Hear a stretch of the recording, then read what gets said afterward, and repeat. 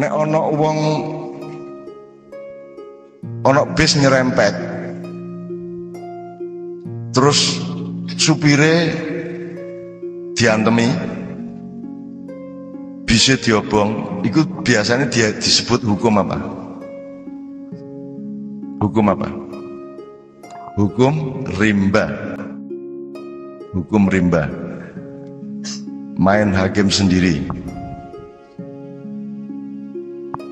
Tapi sudah disepakati secara nasional hukum rimba, ya. Hukum rimba itu elek tapi. Tolong yang tegas. Hukum rimba itu elek tapi. Lagi coba. Ono sing ngomong elek, ono sing apik. Sing ngomong elek. Elek tapi. Apik. Nabi jajal terang kok apik. Terang kok apik. Ya, hukum rimba membuat kita lebih tangguh. Hukum rimba membuat kita punya daya juang. Dan nanti akhir dari hukum rimba adalah kita belajar dari setiap kejadian yang ada di rimba itu. Gitu. Jadi Tarsan di rimba, dia kena hukum rimba, tapi dia belajar di hutan, di mana dia menjadi Tarsan yang punya daya juang. Gitu. Ya. Yang punya daya juang. Ya, itu bagus untuk Tarsan. Tetapi yang kita maksudkan di sini adalah, bolehkah hukum Tarsan itu yang penuh hikmah bagi Tarsan itu diterapkan di tengah negara atau kebudayaan? Tidak. Karena bagi pemikiran negara dan penduduknya, hukum rimba itu baik atau buruk? Buruk. Nah, berarti awakmu ngomong apik, berarti awakmu Tarsan. Tapi yang bukan Tarsan ngarani kuelek, kan gitu. Sekarang sudah mbok kontakono ahli hukum nomor 1 di Indonesia, hukum rimba itu elek. Wes, dit ya. Elek lo ya hukum rimba lo ya. Wes ya. Tanggung jawab ya. Dit. Sing mumpung jalan waktu bantan. Dit agai. Dit ya, hukum rimba elek ya. Oke, ya alon-alon. Siapa yang menciptakan rimba raya? Siapa yang menciptakan macan makan kijang? Siapa yang menentukan sulur-sulur sembarang yang berlaku di rimba itu siapa? Apakah ada campur tangan manusia? Tidak ada. 100% ciptaan Allah. Dan manusia di setiap negara mengatakan bahwa ciptaan Allah itu buruk. Tanggung jawab kan? Kon kabeh lho ngomong elek lho, Mang. Ayo. Aku takon, macan mangan wedhus iku elek tapi. Bingung kan saiki. Ayo. Harimau makan kijang, rusa, kambing untuk konsumsinya baik atau buruk? Baik bagi macan, buruk bagi kambing. Oke, kalau orang korban berjuta-juta kambing dibunuh oleh manusia, ya apa? Makanya nek kate menilai apa-apa dasarnya kudu jelas, sudut pandangnya harus jelas, akar dan pohonnya harus jelas. Terus Anda mengatakan macan binatang buas, betul? Karena dia memakan sesama binatang. Dan manusia tidak menyebut dirinya manusia buas. Padahal dia makan kambing, ayam, bebek, bajing, sembarang dibadok, dan tidak menyebut dirinya binatang buas. Ya apa karepmu iku ya apa? Manusia buas apa tidak? Kalau gitu idul kurban itu adalah perintah untuk melakukan kebuasan. Ayo. Ayo pecah ndasmu kan ya. Ayo ya apa buas agak? Buas dan tidak buas itu tidak berlaku pada binatang. Buas tidak buas itu berlaku sesama manusia. Tapi tidak berlaku hubungan Tuhan dengan manusia. Anda sekarang membunuh temanmu, Anda disebut buas, tapi Allah membunuh orang tiap hari. Israelku jam terbangnya sedina ku pencolotan Afrika, Ethiopia, New Zealand, mencolot Rusia. Wah, buas, malaikat buas. Parameternya apa? Apakah kambing menderita karena disembelih oleh manusia? Jadi manusia jangan menuhankan dirinya dengan memakai ukuran manusia untuk yang lain-lain. Ayo.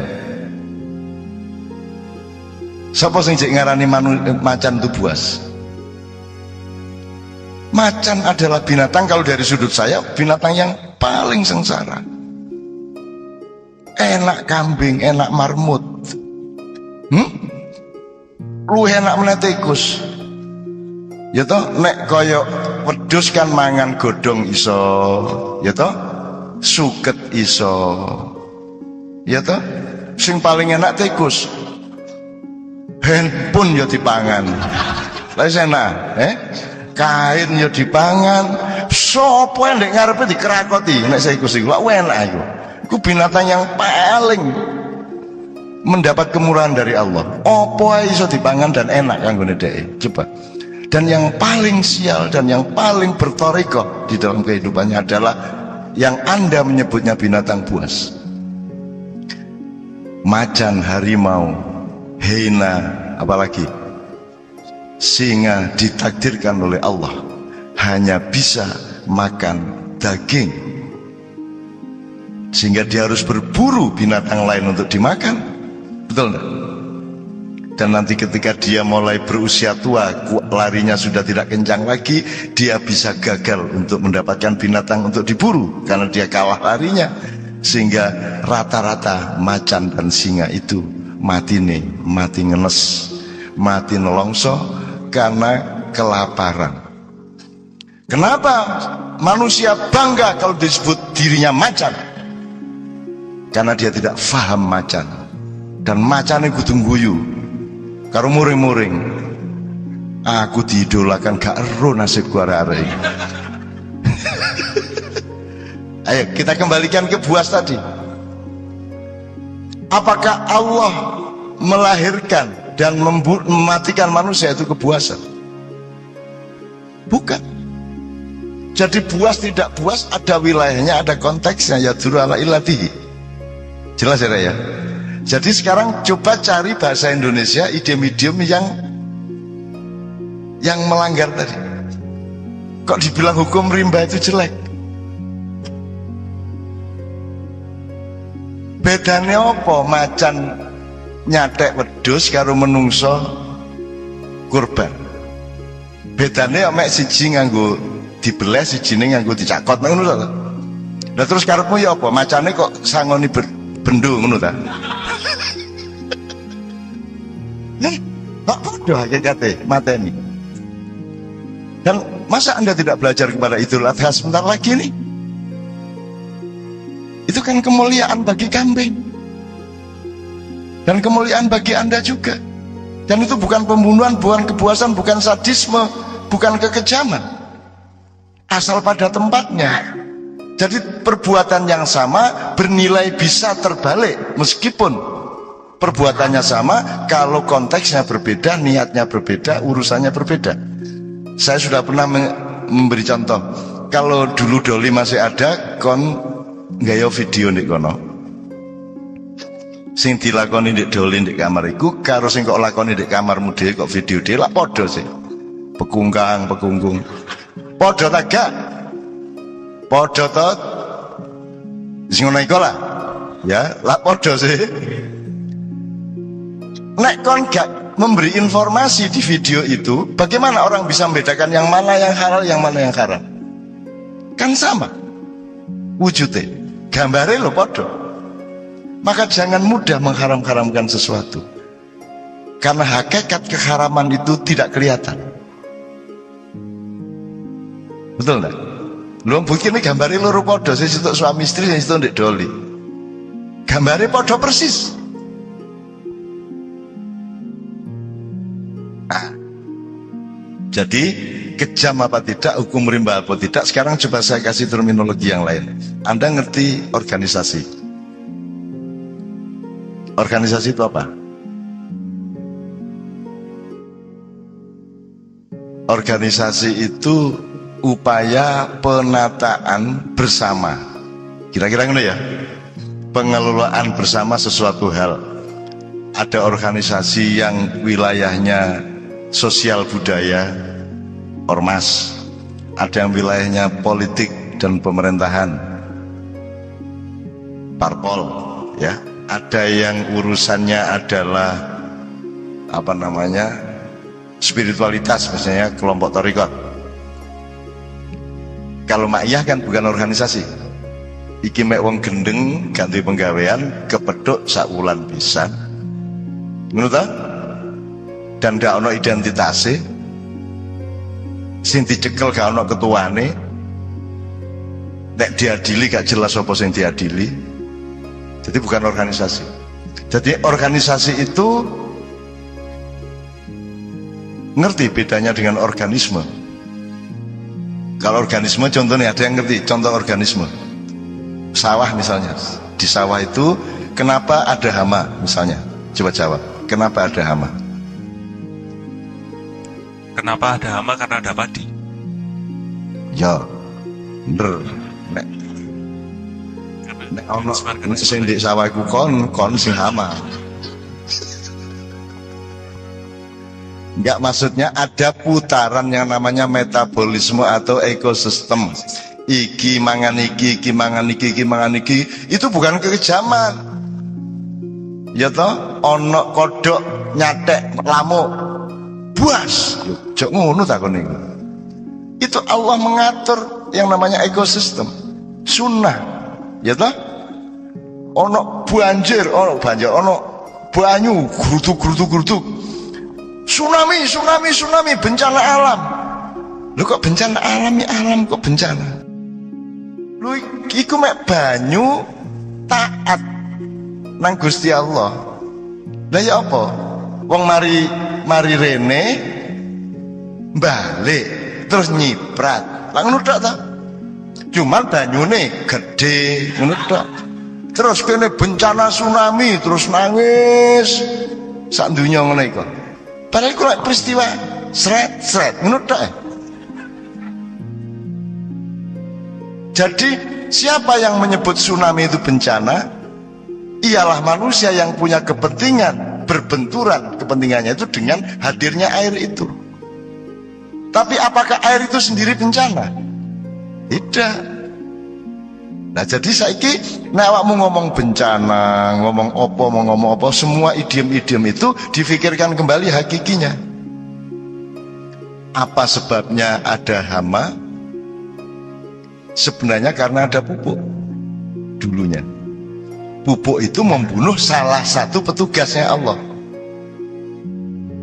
Yang bagian mangan iki dipateni karo pupuk, akhirnya sing kudune dipangan gak dipangan dadi homo karena jumlah populasinya tidak terbatas. Itu Mas. Nah, Anda harus bisa mempelajari sunnah tadi. Nah, di sawah iku apa ae ya. Nah, seluruh pembangunan yang terjadi di muka bumi ini sebenarnya terutama di dunia ketiga yang dihapusi terus oleh dunia satu itu adalah pemotongan atau pemutusan lingkaran ekosistem itu. Nah, ini sebagai contoh. Tapi yang akan kita pahami adalah organisme tadi. Jadi itu kan sebuah organisme. Organisme itu pokoknya organisme contohnya awakmu dhewe lah wis jatuh nang sawah-sawah barang. Bayangkan kalau Allah itu mentakdirkan kamu lahir, dibesarkan, tapi diserahkan kepadamu pengorganisasian dirimu. Gelem kan? Kon lak karek gampang sih. Kon lahir nyambut gawe dhewe awakmu iki. Ya ta gak? Kapan keringetan metu. Gak perlu kok perintah sih. Jantungmu iku lho masih kon gak ada perjanjian, gak ada kok bayar iku tetep deg. Ngono ta? Sapa sing ngongkon niku? Itu namanya organisme. Wis kon mangan, apa wis mangan kupang ta mangan apa wis? Rujak cingur sakarmu wis. Terus Allah bersabda upamane iki. Allah berfirman, "Wahai manusia, makanlah rujak cingur, kemudian aku serahkan kepadamu sepenuhnya karena engkau adalah khalifahku untuk mengurai rujak cingur itu setelah masuk ke tenggorokanmu, untuk engkau urai kalorinya, proteinnya, sampahnya, dan semua unsur yang lainnya, dan kamu bagi, kamu distribusi ke seluruh bagian dari tubuhmu yang memerlukan masing-masingnya." Iso kan? Lah mboten sakit sih. Jadi kon niku aja sombong-sombong. Kon niku ngatur taekmu dhewe gak iso. Coba banter-banter. Bayangno nek kon dikon ngatur dhewe kan. Ayo. Jembret gak iso. Nah, itu disebut organisme. Jadi organisme itu adalah tindakan atau takdir organisasi yang diciptakan oleh Allah di dalam keadaan manusia dan di seluruh alam semesta yang sangat sempurna, termasuk hukum rimba. Itu hukum yang sangat sempurna. Dan rusaknya hukum rimba itu karena ada kebudayaan manusia. Karena manusia mentuhankan dirinya sendiri, dia tidak bersahabat dan berpartner dengan alam, tetapi dia menunggangi alam dengan kepentingan manusia. Jadi dia mengeksploitasi, jenenge eksploitasi kok. Ya ta? Jenenge eksploitasi apa nek Dik? Nek listrik itu apa listrik? Dipakai enggak dalam dunia pembangunan kata eksploitasi? Dipakai tuh minyak tuh, ya agak kedukuran sing ini. Jadi saiki hukum rimba itu ya apa saiki kesimpulanmu? Apik ta elek? Hukum rimba adalah hukum yang sempurna yang diciptakan oleh Allah, dan manusia merubah hutan menjadi taman, gitu ya. Merubah hutan menjadi desa-desa, merubah hutan rimba menjadi kota-kota.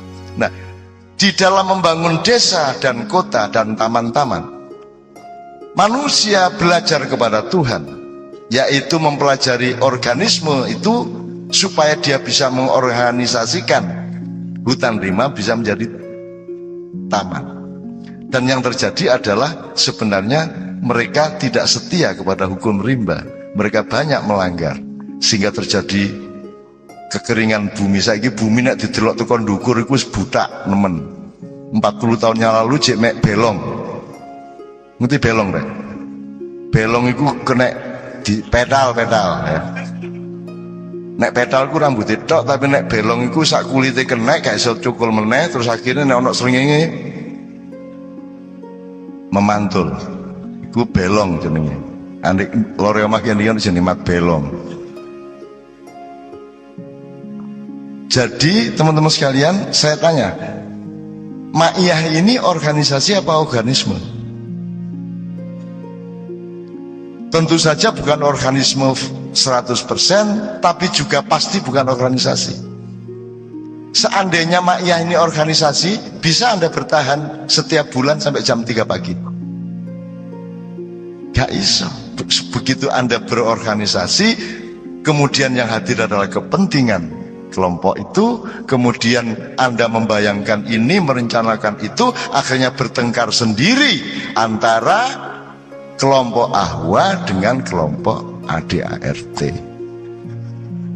Antaranya PKB Muhaimin, Said Akil, Nusron sama Saifullah Yusuf melawan Hasyim Muzadi, Gus Solah dan lain-lain. Kan gitu. Kalau Muhammadiyah tidak bertengkar, karena tidak ada yang dipertengkarkan. Kalau NU jelas yang dipertengkarkan apa? Itulah jelas. Karpe Caimin ya apa? Terus maru Pak Said setuju tagak, hubungannya karo Pantimpres ya apa? Hubungannya karo DPR ya apa, hubungan karo PKB dan kekuasaan asal ya apa, jelas. Nah Muhammadiyah kan gak duwe akses ke situ gitu loh, pergo gak lincah. Alhamdulillah, jadi isin-isin detik ya paling undang Jokowi kon ngimami duhur lah paling. Jadi tidak bertengkar, api endi? Bertengkar karena ada sesuatu yang diperebutkan, atau tidak bertengkar karena memang tidak ada sesuatu yang diperebutkan. Nganut karo pertanyaanku. Kon nek aku takon ngono aja kudu mesti dijawab. Kon terikat oleh pertanyaan saya, kuwi aja gelem kon. Dadi nek kon ditakoni wong, iku kon aja langsung jawab. Nek kula mboten jawab kate lan apa sampean? Ngono ya iso ya. Meneh-meneh nek kon dadi wali kota dadi apa nek ana wartawan takon ngono iso kon nek kene ngono. Ada banyak opsi kalau ditanya wartawan. Menurut sampean pohon jati ini positif enggak di daerah ini? Lu kan sungainya ada di sini. Jawab kan bingung wartawan ini. Hubungannya apa iki kali karo terus sama apa-apa gak krungu, pokoknya ngomong kali ngono ya gak dadi kan, gak masalah. Sing kedua, sik pertanyaanmu salah iki. Pertanyaanmu salah. Sik karepmu ya apa kon takon koyo ngono iku. Malah kon sing takon. Akhirnya batal wawancarane ngono rek. Sambrek. Sepenek kon gak engko kon kejebak-jebak kon. Menurut Anda ini pemerintahan ini memang penuh kejahatan ya? Menurut Anda gimana? Iya sih, gue jawab ngono. Wes kok menit jenengmu disebut titik 2, pemerintah ini penuh kejahatan. Gue kena kan, wong kono kate nyilih cangkemmu atane. Gitu ya, gitu teman sekalian. Wes metabolisme ngerti, organisme ngerti, organisasi ngerti, hukum rimba sudah punya pikiran baru. Yang kita lakukan dengan memperbaiki negara ini kapan-kapan adalah bercita-cita supaya bisa menjadi organisme seperti hutan rimba. Ayo piye? Itu berarti iradatnya manusia harus kooperatif dan gaduh atau kompatibel dengan amrnya Allah. Karena rumusnya adalah innama amruhu idza arada syai'an, maka produknya adalah ayyakulalahu kun, maka jadilah fayakun. Baru kita bisa menemukan kejian Allah. Fasubhanalladzi biyadihi malakutu. Karena seluruh yang kita organisir itu tidak benar-benar bisa kita organisasikan. Untuk bisa menjadi sebuah organisme harus melalui kekuasaan yang berada di tangan Allah.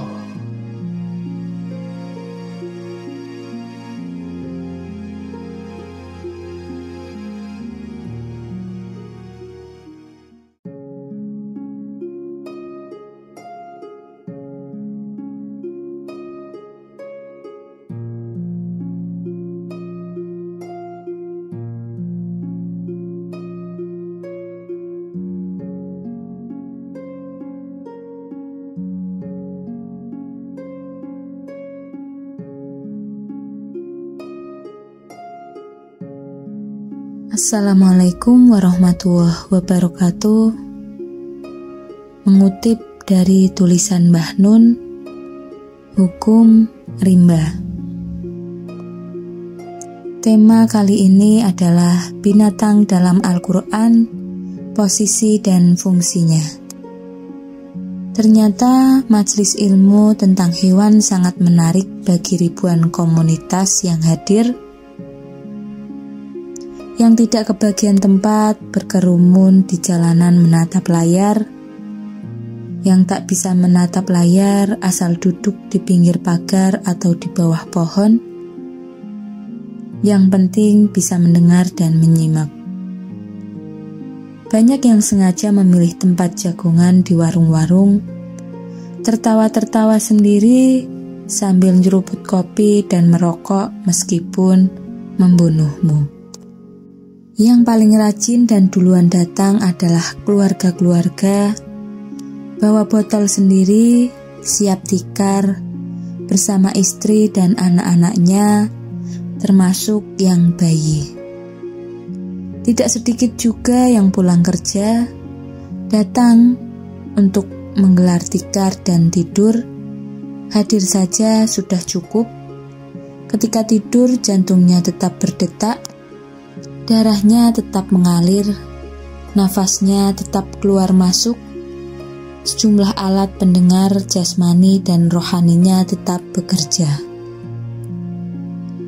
Dapat 2-3 kalimat saja sudah cukup. Nanti makna kalimat itu akan loading sendiri menjadi file ilmu baru. Bekerja di akal dan hatinya, mewujud menjadi pertimbangan dan kebijaksanaan ketika mereka meneruskan perjuangan hidup. Waktu loadingnya terserah rute dan mekanisme alamiah dan gelombang hidup mereka masing-masing. Ada yang paginya langsung loading, ada yang seminggu atau sebulan kemudian. Mungkin juga loading setelah setahun kesekian tatkala ia mengalami suatu benturan dalam hidupnya.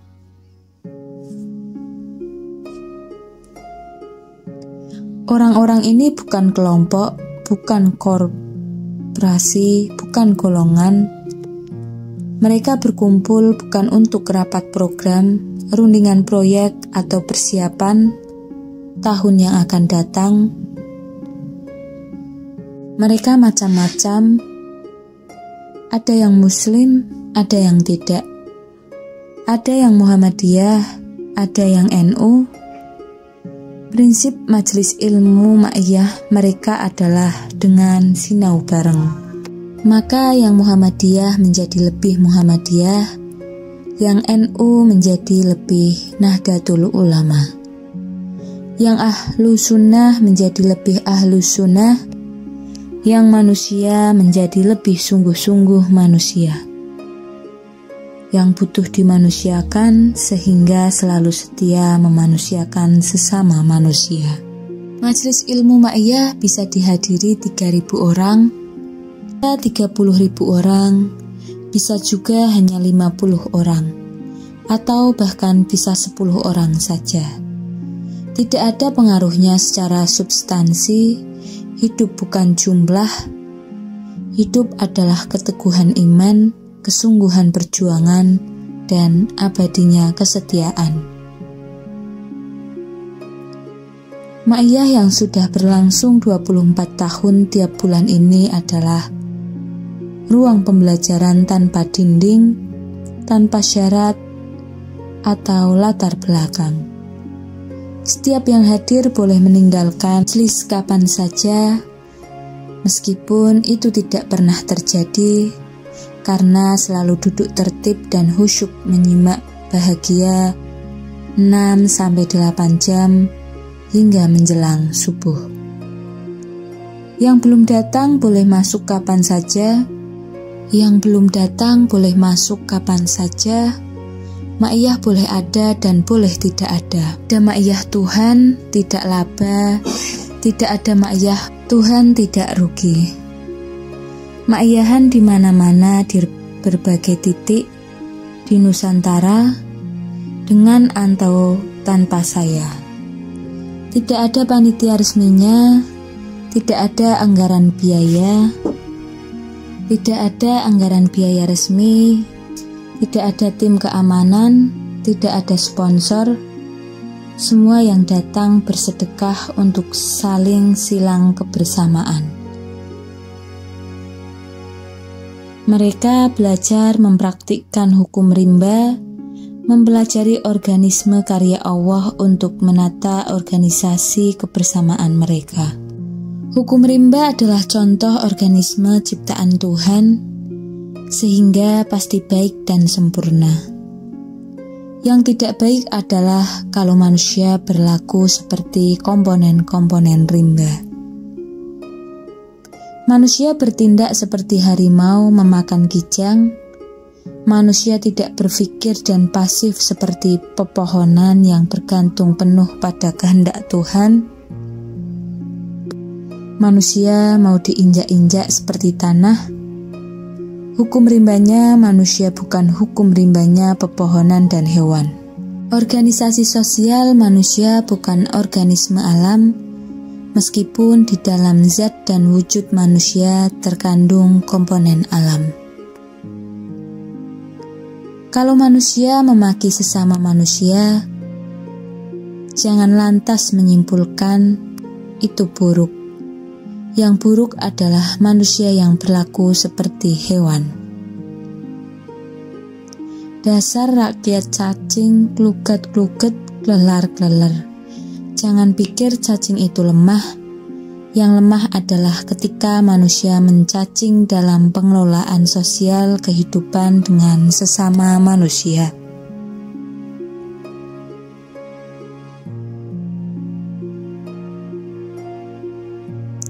Anjing, cacing, pohon, tanah, dan semua warga alam tidak ada yang masuk neraka. Bahkan mereka sudah menjadi penghuni surga sejak awal penciptaan. Yang masuk neraka adalah manusia yang berlaku hewan, yang tanpa akal dan rasio. Atau manusia yang memposisikan dirinya seperti batu, tak punya nurani dan mau diperalat oleh manusia lain untuk melempar kepala sesama manusia. Di malam itu terbukti binatang sangat menarik hati manusia. Ngaji deres dan wirid-wirid. Pukul 9 sudah mulai dialog, lebih dini dari biasanya. Diselingi satu sholawat kurang dari 5 menit. Dialog berlangsung agar hingga tepat pukul 3 waktu Indonesia Barat. Malam itu bercerita tentang 28 binatang yang disebut dalam Al-Quran dengan berbagai posisi, konteks, dan pemaknaannya.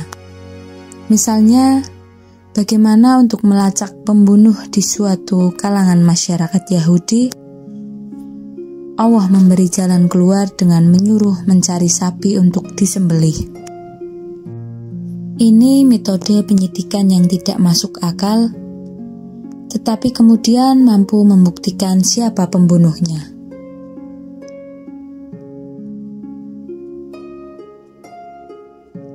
Dengan mengutip firman Baqaratin syafra'un faqi'un lanuha tahsurun nadhirin, sesungguhnya Allah berfirman bahwa sapi betina itu adalah sapi betina yang kuning. Yang kuning tua warnanya lagi menyenangkan orang-orang yang memandangnya. Sapi berwarna kuning adalah ciri khas sapi Madura, maka dia menyarankan pembenahan fakta sejarah sebenarnya. Apa hubungan nasab antara Yahudi dengan Madura? Tapi hipotesis itu saya potong karena yang bertanya adalah orang Madura yang tidak bisa membedakan antara warna hijau dengan biru. Maka segala pengajuan dari orang Madura yang menyangkut warna tidak bisa dipertanggungjawabkan. Kemudian menguraikan pemaknaan hewan-hewan di Al-Quran itu, tawon, bagal, keledai, kuda, dan seterusnya. Misalnya bagaimana pembunuh pertama dalam sejarah, Qabil atas Habil, belajar kepada burung gagak cara memperlakukan jenazah, bagaimana semua teknologi manusia meniru formula dan sistem yang dihamparkan oleh Allah dalam organisme alam. Toleransi dan kebijaksanaan masyarakat semut kepada pasukan Nabi Sulaiman yang ketika berbaris tidak merasa bahwa mereka menginjak dan membunuh semut-semut. Mereka tidak merasa menginjak, jadi tidak bisa didakwa bersalah sepenuhnya. Andaikan salah pun tidak lantas ia boleh dibakar beramai-ramai. Hanya Paduka Gidlir yang memperoleh privilege dari Allah untuk membocorkan kapal, membunuh anak kecil, dan menegakkan pagar yang berisi masa silam untuk tujuan masa depan. Yang tak kalah dahsyat adalah burung hudhud. Di Direktur Lembaga Riset Kerajaan Sulaiman, sekaligus Kepala Intelijen semua bangunan teknologi super canggih, melebihi supra-teknologi di era Nabi Hud yang kemudian dihancurkan oleh badai es sampai level piring terbangnya Sulaiman yang diarsiteki oleh tim jin mengacu pada hasil penelitian burung hudhud. Sedemikian primernya fungsi hudhud sehingga ketika suatu hari datang terlambat dalam sidang kabinet kerajaan, Baginda Sulaiman mengancam akan menyembelihnya.